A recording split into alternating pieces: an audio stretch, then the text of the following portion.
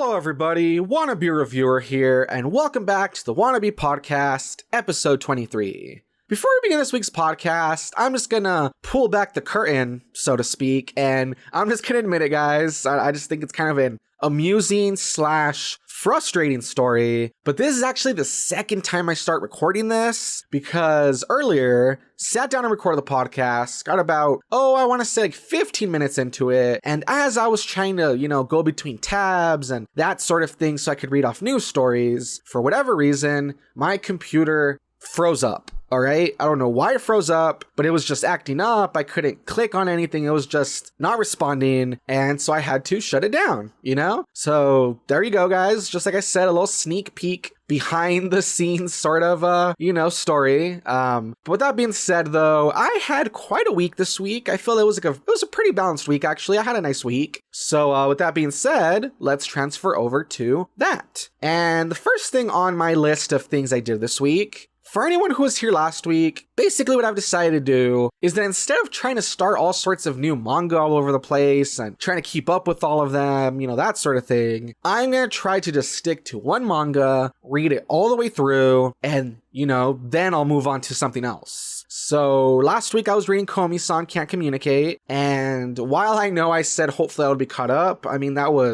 I overestimated how much content there was. I did manage to read quite a bit, and I am now up to chapter 70-something in the manga. And yeah, I've talked about the manga before, not really much to say about it, It's a really good romance, comedy, slice of life type thing, and, the art's really nice, the stories are really funny, the characters, their interactions are really great. Seeing Komi-san kind of get like a crush on that friend of hers who, helps her open up to people, that's really cute. Seeing how he also gets like really shy around her because, he still can't believe that such a pretty girl's like a friend with him, that's really nice. And I've said it before, I've said it again, I recommend it. I think it's a really fun, really easy read. And so right now I'm, like I said, maybe 70 something chapters into it. I know it has like 180 something chapters, so I need like more than 100 chapters to go, but I definitely look forward to reading more. And, I'll try and not talk about it too much, like every week in case, it might get boring. But if there's something to report, then I'll talk about it because I really enjoy it and I really recommend it. So once again, Komi-san Can't Communicate. I say check it out, all right? Moving on, last week I had said that there was a new anime series that I want to check out, and so sure enough, I sat down, and even though it has like 9 or 10 episodes out right now, I only watched the first 3, but I really like the show. Like, I think it's really good, all right? And so the show I'm talking about is called Dororo. I think that's how you say it, Dororo. And it's like I said, it's really good, The reason I had to want to check it out is that I feel like I'm basically watching all the really big ones this season, except for Dororo, which I had heard a lot of people say some really positive things about. And over on my anime list, I know it has like a really high ranking. So I decided to check it out. Like I said, I sat down, watched the first 3 episodes, and it is pretty good. To take a step back, basically Dororo starts with this like landlord, right? Like this lord, it's in feudal Japan. It's a guy with like a lot of like servants and a household and land and that sort of thing, crops, And basically, I guess like there's like a famine in his like, little, if you want to call it like a kingdom, there's like a famine and, I think there's war and there's all sorts of bad things happening. And so he basically goes to this place called like the Hall of Hell, something like that. And he basically makes a deal with demons. Like whichever demon's listening, he just makes a deal. And so he says, I really want to succeed. I want to become wealthy. I want to become powerful, all that good stuff. And, I need you guys to help me. So if you guys accept my deal, take something of mine. Like, I don't care what you guys take from me, take something from me in exchange, but please give me like power and wealth and stuff. And after that, he goes back to his wife's side, who's about to give birth. And as his wife's about to give birth to his firstborn, there's like this like thunder, like lightning strikes, and there's like a bunch of like crazy like supernatural stuff happening. And when she shows like the baby she just gave birth to, it has no skin, no eyes, no mouth, no ears. I believe they even say like no limbs. And yeah, I mean, it's like really creepy. And when the Lord guy sees this, instead of being like worried or whatever, he starts laughing because he takes it as a sign that the demons accepted his deal. And so basically he's like really happy that they accepted. And, you know, he doesn't even care that his firstborn got totally, you know, disfigured and stuff. Basically, he takes the baby from his wife and he tells her, like, this baby isn't going to survive anyway. Forget about it. Don't tell anybody about it. He gives the baby to a servant woman and he tells her, you know, get rid of the baby. And so the servant woman's going to get rid of the baby. She's going to leave him like in a field. But I don't know, something about like she sees the baby. She's like looking at it and she sees it like reacting and stuff. And she says like, you want to live, don't you? And so she puts it like in a boat and she like pushes it down river. And she says like, all right, this is all I can do for you. From here on out, it's basically like your fate. You know, it's your luck. It's up to you now. And yeah, basically, you know, we get like a bit of a time skip. And we see that there's this little thief boy. He's the one named Dororo, actually. So the show's actually called after him. But it's this young thief boy, and he's like in trouble. He's getting beat up by some people who he stole from. And this character, who is the grown-up version of that skinless, like weird baby, he is now like this crazy, like really good swordsman that defeats monsters. Like basically, even though he can't see, he can like sense their aura. And so he fights based off of that. And yeah, he also has like a bunch of like prosthetic limbs put on, and he has like a mask to cover his face and, you know, all that sort of stuff. It's really weird. But yeah, basically we end up learning that the swordsman name is, I don't know if I'm saying it right. I think it's like Hyakimaru, something like that. Hyakimaru, something like that. And basically, you know, Dororo befriends this swordsman, Hyakimaru. And unfortunately, I only watched the first 3 episodes, which is like a lot of like flashbacks and like backstory, that sort of thing. Like, I don't know. I'm really excited to see what comes next. But basically, it's just a lot of like backstory, seeing how there's a man that saved Hyakimaru, and he's the one who put the prosthetics on him, taught him to fight, that sort of thing. We get that guy's backstory and how he's trying to, you know, basically redeem himself for some stuff he did in the past. And we meet this like priest who's also blind, and he also senses auras the same way Hyakimaru does. And so he's telling Dororo basically how the whole aura sensing thing works. And I don't know, it's just a really interesting premise. It's really weird. It has like a supernatural element to it. It has like a, you know, historical thing to it because it's like feudal Japan. It has, you know, samurai stuff in it with the sword fighting, which is really cool. And yeah, I mean, I don't know, it's just a really interesting show. I'm really interested to see where it goes. And I don't know, I really enjoyed it. So if you guys haven't checked it out yet, I mean, maybe you haven't heard of the show or whatever, I would say check it out. I think it's really good. And I definitely look forward to seeing more, you know? I can see why people were talking about it so much because it's definitely a really interesting, really unique show. So like I said, check it out, guys. Maybe you'll fall in love with it because it seems really good. When it comes to movies, I finally got to watch a movie that I had talked about like the last few weeks that I wanted to see. And I'm of course talking about Alita Battle Angel. Finally got to see that, you know, last weekend. And I liked it, you know? I liked it. I thought it was pretty good. You know, for anyone who doesn't know, Alita Battle Angel is based on a manga and I believe some old like OVAs. And I don't know, ever since I had heard about this movie, I actually had faith for it, you know? I didn't have faith in Ghost in the Shell, and I don't really have faith for a lot of adaptations, but this one just seems special. I don't know, something about like the fact that it's being directed by Robert Rodriguez, who is like a big fan of this source material. It's being produced by James Cameron, who, you know, love him or hate him, he has done some pretty impressive movies, and, you know, he's also a fan of the manga and stuff. So I don't know, when I heard about this movie, I had faith that hopefully it would be good. And overall, I would say that, you know, it met my expectations. It's not a perfect movie, definitely has some flaws, but I would say it is a pretty good anime adaptation. And if more anime adaptations could be like this one,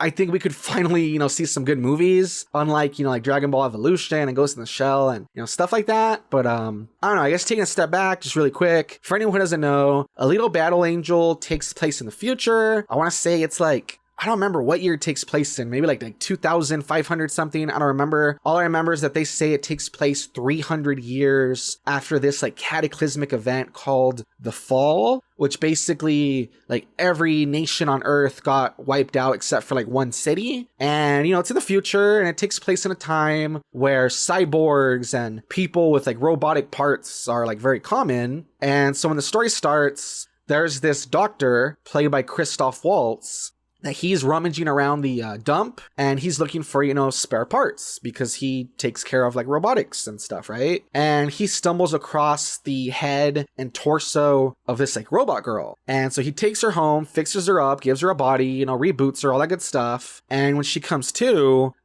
she doesn't have any memory of who she is, where she came from, none of that. And so he names her Alita. He tries to like raise her as a daughter, that sort of thing. And, it's like a bit of a fish out of water story because she doesn't really fit in. She doesn't know anything about herself. But, from there, it goes in a few different directions. We see her getting used to her new body. We see her become a bounty hunter, and hunting after other like robots who hurt people, that sort of thing. We see her join a motorball team, which is this like futuristic like roller derby sort of sport. And we see her, get some of her, memories and try to unlock her past. And she fights against like the big bad who is oppressing everybody, that sort of thing. And I like the movie. I think that overall it's a pretty good sci-fi movie. It's a pretty good anime adaptation, even though it's like very fast because you can tell they had like a lot of story to like shove in together. I still think it is pretty good. I can still look at different parts of the story and be like, oh, okay, I'm sure that comes from like one arc, and I'm sure that comes from another arc, and you can see the story beats. So I liked it. And I don't know, I guess if I do have to talk about the negatives, a big one for me was that the love interest, I thought he was really annoying, and I thought that the guy playing him was just a really bad actor. So it's a kind of like a, double threat, but it is what it is, I guess. I mean, he didn't ruin the movie, at least, I guess. Everybody else has some pretty strong performances. Another thing, like I said, the pacing, it does feel like a little quick, it feels like there is a lot that gets glossed over, but I would say not enough to ruin it, but enough that it's noticeable, and I don't know, other stuff is like her behavior seems kind of weird. It seems like she jumps around a lot from being like very timid and very calm to being like really aggressive, and like she wants to fight everybody and she's all about justice. I mean, that was kind of weird. But I don't know, like I said, despite some flaws, I really enjoyed it. I still think it's a pretty good movie overall. And while it's not perfect, it definitely is a step in the right direction. And I really hope that other anime adaptations follow this one, Because I mean, I don't know anything about the source material. But from what I've heard people say, they seem to like it. They seem to think that it's pretty faithful. And I don't know, even then, with something like The Dark Tower, which I knew nothing about, I could still look at it and feel that it was like really off. And this one didn't feel off to me, Alita Battle Angel felt like a good movie. So there you go. I mean, that's just my opinion, You guys would have to check it out for yourself. But definitely, if you guys were wondering about watching it or not, I would say watch it. I would say that I think it's a pretty fun, pretty good movie. So, there you go. Finally, the last thing that I really did this week is that I dove back into Travis Strikes Again, No More Heroes, and I actually played the DLC. It's called Volume 1 Black Dandelion, and that's the one that, unlocks Shinobu as a playable character. And so I was excited to go back into the DLC, and I had a good time with it, Playing as Shinobu, I've always loved her as a character. I think she's really cool. So seeing her back in playable form was awesome. I think that her play style is pretty cool. She has her own moveset. She has her own her own chips, that you can equip to her for different moves and power-ups and stuff. That was really cool. And I don't know, I just really enjoyed that part of the DLC. And the other part of the DLC is that it adds in a visual novel about Badman, and it basically tells you like about his backstory and how he became an assassin and how he lost touch with Bad Girl and her becoming an assassin, and he sees when she fights Travis and he sees her die, and that's when he wants vengeance against Travis, all that sort of stuff. And I thought that was really well done too, I mean, it does kind of suck that it's visual novel and not, like getting to actually play through it, but I still thought it was pretty well put together. I thought it was really good, really informative, and yeah, I mean, all I can really say is that I really enjoyed this first piece of DLC. I thought it was pretty fun to play through. I thought it was really good. And I'm just looking forward to the second one, you know? The second one is supposed to come out like in a month, and it's supposed to be centered on Bad Girl. And I'm pretty excited for that. Not only because this first one was really good, and so I'm really excited to see what they do with Bad Girl, but also because there's just, you know, stuff I'm curious about. Like, I know it's supposed to come with a new level. That's going to be really interesting. I know it's supposed to come with, I don't even know how Bad Girl is supposed to be a playable character, what with the being dead and all that stuff. So that's really interesting. And I don't know. I'm just really hoping that it has some sort of hint towards No More Heroes 3, you know? I'm hoping that it kind of like ties into it, but I guess we'll see. And so yeah, like I said, had a lot of fun with it. If you guys haven't checked out Travis Strikes Again, I say get the game. You know, even if it's not right now, maybe when it has like a price drop, I would say check it out. I think it's really fun. And I would say the DLC is worth it so far. I think that, you know, there's some work put into it. It's a lot of fun, so. Alrighty, with that being said, guys, that's basically all I did for this week that's worth talking about. So without further ado, I would say it's time to, you know, transfer over to the news. Speaking of which, the first news story that I want to talk about is actually one that I kind of could have talked about last week as well. I actually missed a bit of the story, you know, but I mean, it's whatever. I'll just put it together. But basically, according to this article, Mortal Kombat 11 adds Cassie Cage, Jacqui Briggs, and Erron Black, as well as a story trailer and gameplay.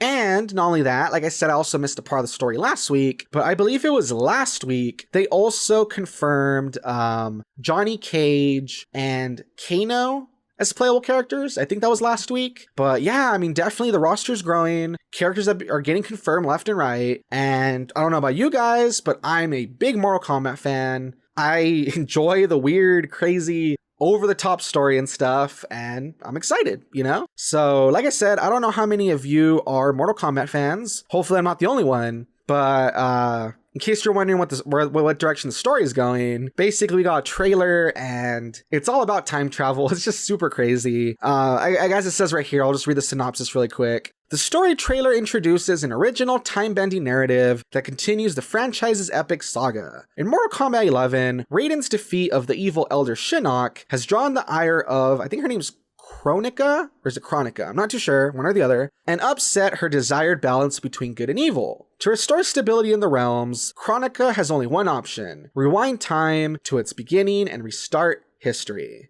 So basically, it's just a crazy story, you know, in the way that only Mortal Kombat can do. But yeah, basically people are kind of making fun of it and calling it Mortal Kombat Days of Future Past, because it just has to do with like alternate timelines and characters from like the past, meaning their future selves, and like vice versa, and fighting each other, all that good stuff. And I don't know, I feel like in any other franchise, it wouldn't work as good. But because it's Mortal Kombat, which always has crazy over-the-top stories, I feel like it makes sense, you know? And I'm really excited to see, you know, old character versions fight new character versions. Like in the trailer, we get a part where Johnny Cage is talking to his like old self, and like old man Johnny Cage is just annoyed by like younger Johnny Cage, which I thought was really funny. And I don't know, I just really want to see where they take the story. I think it sounds really fun. And as I said, they've confirmed that Cassie Cage, who, you know, is the daughter of Sonya Blade and Johnny Cage, she's a playable character. Jacqui Briggs, daughter of Jax, she's a playable character. Erron Black is back, which that's awesome. He's like this like gunslinger cowboy guy. I know a lot of people wanted him back. I'm really excited he's back, so that's cool. And yeah, I mean, you know, they're joining characters like Scorpion, Raiden, Sub-Zero, Sonya Blade, Scarlet, Baraka, Garrus, Kano, Devora, Cabal, Jade, and Johnny Cage. And interestingly enough, they haven't confirmed him as a playable character yet. But in the trailer, they show a lot of Kotal Khan, who's that like Aztec-inspired warrior. So, I mean, hopefully he's back in the game. I think that'd be really cool. And I don't know, what else is there really to say? I mean, like I said, either you are a fan or you're not. I mean, maybe all of this means nothing to you, as I'm fanboying over the game. But I'm really excited. I think the game seems really cool. And I don't know, luckily the wait for the game isn't too long away. It says that the game's coming to like all systems April 23rd, which is what, like about a month away, so that's not too bad. And so yeah, there you go, guys. If you're excited for Mortal Kombat 11 the way I am, feel free to check out the article that I link below, because basically if you click on it, it has like all the information, it has the trailer, it has different like videos on the fatalities, that sort of stuff. And yeah, I mean, if you're excited for Mortal Kombat the way I am, then look forward to it, you know? That's all I can really say.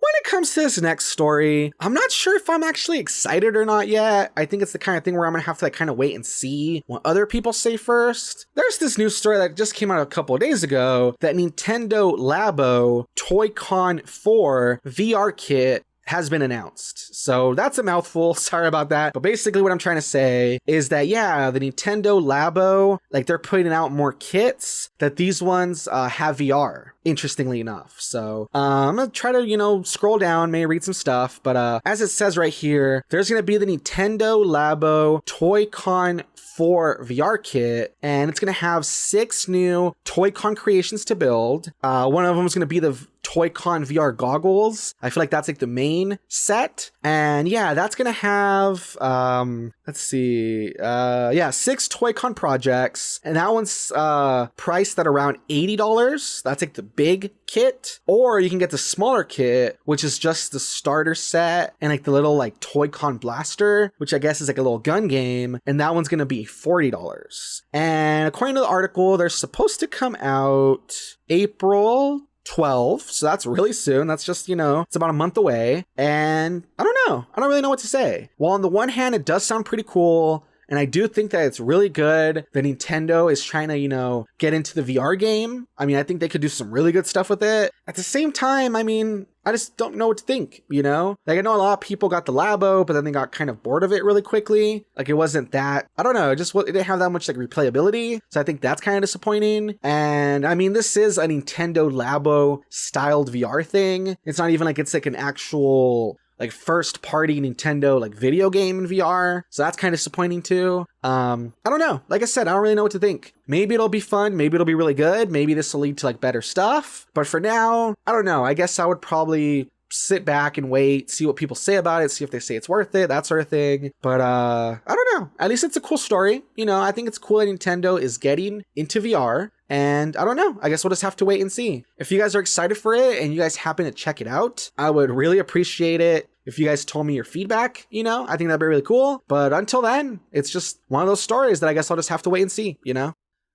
Speaking of Nintendo, this next news story is a crazy one. And especially because Nintendo isn't even the one enforcing this, all right? So basically what I'm talking about is that there was this interview just recently with Masahiro Sakurai, you know, the guy who makes Super Smash Bros, like the series, you know, apart from some other stuff. And basically, as the article title states, Smash Bros creator Masahiro Sakurai works too damn hard, all right? Which, I don't know, man. Like we've all known for years now that the man is a workaholic and he works a lot and he just dives into a project and doesn't finish working until it's completely finished. But what's crazy is that it is worse than we thought. All right. So basically, I'm going to try to see if I can find the little excerpt. But yeah, so it says right here, okay? Even though he had food poisoning, he still worked on Super Smash Bros. Ultimate. I didn't take time off, Sakurai said. I just got an IV and then I headed to the office. Like, are you serious? All right? Like, I understand him being a workaholic, but the fact that he's sick and he doesn't go home and he just refuses to not be at work and he just like hooks himself up to an IV drip, he just keeps working. Like, that's crazy, right? And the craziest part is that if you scroll back up in the story, he even says, all right, my office hours are up to me. So long as I complete the new Smash Bros, I could show up only once a week, or only at night, or even telecommute if I wanted to, Sakurai wrote in Famitsu back in 2013. In a recent Nintendo Dream interview, he reiterated the same thing. Sakurai, however, comes in every day and even writes the daily report himself. Like, my God, like this guy is a workaholic and I'm actually kind of afraid he's going to work himself to death, you know? Like I would love to see him do more projects, you know, even stuff outside of Smash Brothers, but I don't know if he's going to hold up because he's just overworking himself. And the crazy part is he does it to himself too. Like no one's breathing down his neck telling him to work. Like it's just crazy, right? And I don't know. That's why I wanted to share the story. I just thought that was a really crazy story when I ran across this. And I guess I just wanted to say that for all those people who are always always trash talking, the video game industry, and they're always saying that, creators are lazy and they don't work hard and they just sit back and they purposely take a long time, that sort of thing. Like, trust me, I have a friend who totally says that about game development. Like, he's retarded. But for anyone who thinks that, just take a look at Masahiro Sakurai. He doesn't need to work this hard, but he is so dedicated that he's willing to work himself to death, all right? That's how dedicated he is to what he does, all right? So, I don't know. I just hope the best for Masahiro Sakurai. I hope that as soon as this DLC is done, he takes a long break. And I don't know, if he doesn't want to take a long break, then I saw a lot of comments saying that whether it's Doug Bowser or it's just, I don't know, some sort of higher up, someone needs to go in the office and just kick him out of the office for a few days, Like, if he wants to keep working, just be like, I'm sorry, you need to go home. We're not gonna let you back in until you give us proof that you've relaxed, because oh man, the guy's just a workaholic. Like, it's crazy, but like I said, interesting story, super crazy, so that's why I wanted to share it. So there you go. Speaking of video game creators, this next story is a funny one, and it's sad at the same time. I mean, I don't really know what to say. It's the kind of thing that's been making me shake my head. I mean, I basically have the same reaction to this that I had a few weeks ago to, like, the Blue Will Smith, all right? But basically what I'm talking about is that, as the article title states, Sonic the Hedgehog creator disappointed by live action look. Now, for those of you who are on YouTube, very easy. All you have to do is look at the top right corner of my thumbnail and you see what I'm talking about. For those of you who are listening to this on, iTunes, Google Play Music, Stitcher, Spotify, that sort of thing, you guys will probably have to either, I don't know, hop over to my channel, look it up, or you'll have to Google it. I don't know. But basically, there's been a reveal / leak of what the live action Sonic is going to look like. And yeah, it's not pretty. All right. Like, people are, I don't know, they're understandably upset because it just looks so weird and people are just talking a lot of crap, and I just don't even know where to start, right? Like, for anyone who just can't get to the image for whatever reason, if you've ever seen the meme of the kid in the Sonic costume where it's like the Sonic body except for like the head, it's like his face, and the kid just has this look on his face that says, like, please, dear God, kill me now. I swear it has the same energy as the new Sonic, all right? I don't know. I mean, they already have a template for Sonic. All they have to do is grab that and, similar to like the Detective Pikachu movie, just add some texture to it, just add some fur or whatever, right? That's all they would really need. But for whatever reason, this new Sonic just looks so weird. Like, his hands don't have gloves on them. Instead, they just happen to be white for some reason. His legs are like weirdly muscular. His shoes, instead of being like the big soap shoes, they're just like brand name Nike looking things. His face is just really off. Like, his eyes just look really strange. Similar to like the cartoon Sonic, who has that like weird white line that connects his two eyes, like it's why everybody jokes that Sonic's actually wearing some goggles, because that space between his eyes underneath his nose, like, it has a white line. For whatever reason they even kept that, which makes no sense. It just looks really dumb. But yeah, like, the new Sonic just looks really bad. Fans are really upset. And basically what I'm trying to get to is that not only are fans upset, but even the creator of Sonic is really disappointed, all right? So even though the tweet isn't Japanese, I can try to, read the part that they translated. And it says right here, the fans aren't the only ones expressing their dismay over the look of Paramount's live-action Sonic the Hedgehog either. Variety has reported that the head of the original team responsible for creating the popular character, Yuji Naka, has taken to Twitter to share his thoughts on Sonic's appearance. Though the tweet is entirely in Japanese, the uncertainty of Naka's words survives even the most rudimentary of translations, as he asked, "Is this a Sonic movie?" before stating, "I feel that it is important to look at the whole body visual of Sonic and head, body, and stomach." Did you not get a little more balance? So, I don't know. Yeah, basically he's just saying, like, he can't believe that's the design they went with, and he can't believe that there's not more balance, and I don't know, guys. It's just really weird. Honestly, this puts very little faith for me in the movie. I already didn't have faith. Now I have even less faith, and I don't know. For all we know, maybe it'll look better in the movie. Maybe the movie will be all right. But as of now, I think it looks really bad, and I just think it's going to be I don't know. I think it's going to be another one of those crappy video game adaptations, honestly. Like, I do not have faith in it, you know? While everyone has, you know, some faith in Detective Pikachu and they think it looks really fun and stuff. Yeah, I mean, this ain't it, Chief. You know, it just looks so bad. So, I don't know. I mean, it's the kind of thing that when people are talking crap about it, and even the original creators talking crap about it, it might be good to take a moment to step back and look at your project, you know? But I don't know. It might be too late at this point, right? So I don't know. Like I said, the movie could end up being good, but it remains to be seen, I guess. I mean, I'll just leave it at that, so. Likewise, moving on, I have another story that has to do with an adaptation, you know, interestingly enough, but I guess the best way to really dive into it is, does anyone remember the Maleficent movie that came out back in 2014? Basically, it starred Angelina Jolie, and it was a live-action Sleeping Beauty type thing. For whatever reason, it was about Maleficent being the main character, and she was actually like a tragic hero sort of thing, and she was like a mother figure to Sleeping Beauty, which is kind of weird. I mean, I don't know. Like, it was a weird movie, but the point is, you know, that movie came and went. I don't know if any of you remember it, but this next news story is a really weird one, because I literally thought the Maleficent movie had come and gone. I thought that was all we were going to hear about it. But apparently, according to this article, Maleficent's sequel gets official title and fall 2019 release date. So, yeah, I didn't think we'd ever see more of it. Honestly, I don't really know who's asking for it, but apparently, you know, if you read through the article, there's a sequel on its way. I mean, really soon, honestly. And it's supposed to be called Maleficent, Mistress of Evil, and it's supposed to hit theaters October 18.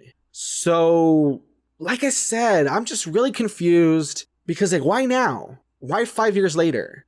And not only that, but, like, who is this for, honestly? I don't know. I mean, seeing the movie, you know, the original Maleficent, it's not the worst movie in the world. I mean, I think it was a pretty interesting, like, alternative look at the story. I think that Maleficent being, like, the main character and seeing, like, her motivations and, you know, I mean, it was interesting, I guess. It was okay. But with that being said, though, it was just okay. You know, I wouldn't say it was anything extraordinary. I wouldn't say it was anything memorable. You know, I wouldn't even say the acting was that great, honestly. And Angelina Jolie can do better. And yet, here we are, getting a sequel. And so, I don't know what to say, you know, I don't know who this is for. I don't even know what it's supposed to be about either. It's just so weird because in the first one, they made her seem like she was the hero and she was like the main character and she was misunderstood and she was actually like Sleeping Beauty's mother figure, that sort of thing. But if this one is called Maleficent, Mistress of Evil, that makes her sound like she is the bad guy after all. So, I mean, is she gonna like give into the darkness? I mean, that seems really weird.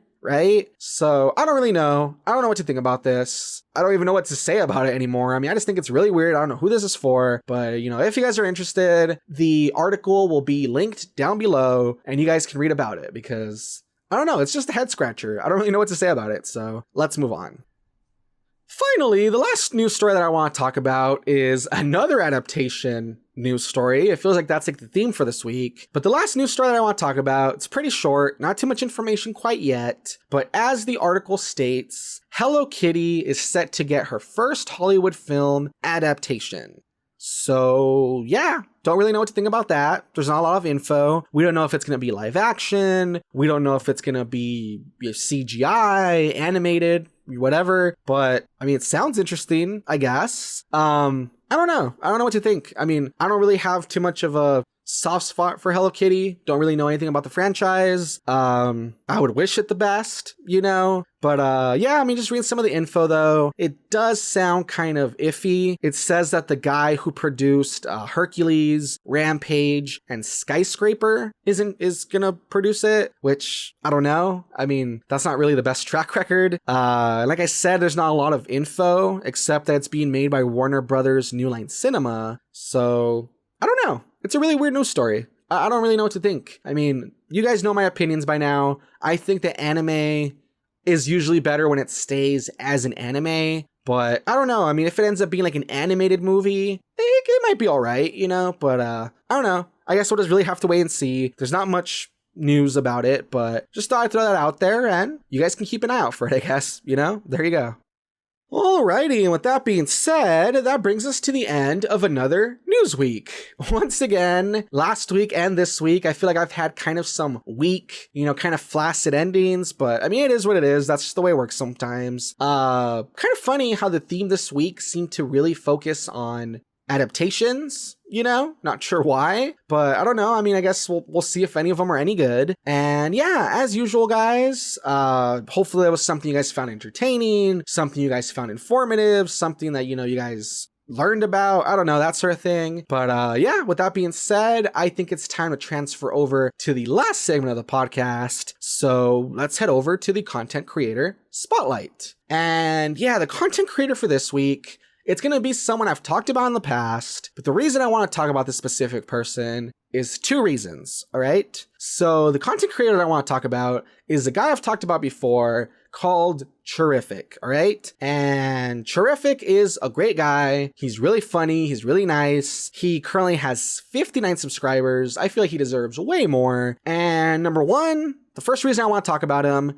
is that the first time I mentioned him, he was only playing Pokemon ROM hacks. And while he still does that, like that's still a big part of his channel, since then he has expanded to other stuff. And like right now, he has a really fun Legend of Zelda Twilight Princess playthrough.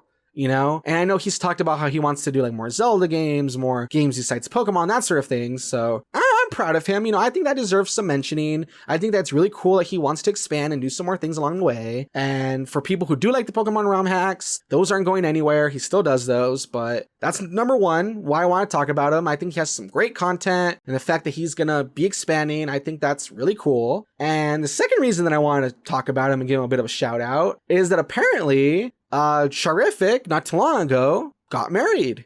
I mean, that was really surprising. I've been following him. I know he's mentioned his fiance before, that sort of thing. But yeah, apparently he hadn't really, put some content out here and there because he got married. So I think that's great. I mean, congratulations to Mr. and Mrs. Charific. I think that's awesome. I wish you guys the best. And so, yeah, I mean, that's just the other reason I really want to talk about him this week, because I think he has a great channel. I think he's a really cool guy. I think he's really fun. He's always been very supportive of my work. And not only that, but the fact that he got married, I think that that's really nice. And I would just say that if you guys could, give him your best wishes. I think that'd be really nice. I think he deserves it. So Charific, if you're listening to this, keep doing what you're doing with your channel. I think, that the more stuff you add, the more fun I have watching your stuff. And congratulations on getting married, man. I think that's awesome. Congratulations to you and Mrs. Charific. Hopefully you put her on a video sometime. And yeah, keep up the good work, dude. I wish you the best. Likewise, as I always say, if you guys are hearing this, show him some love, comment on his videos, subscribe if you like his stuff, wish him the best with his marriage, that sort of thing. And yeah, with that being said, guys, show him some love, check him out. And if you do, tell him that Wannabe Reviewer sent you. And with that being said, that brings us to the end of another podcast. That is one more in the bag.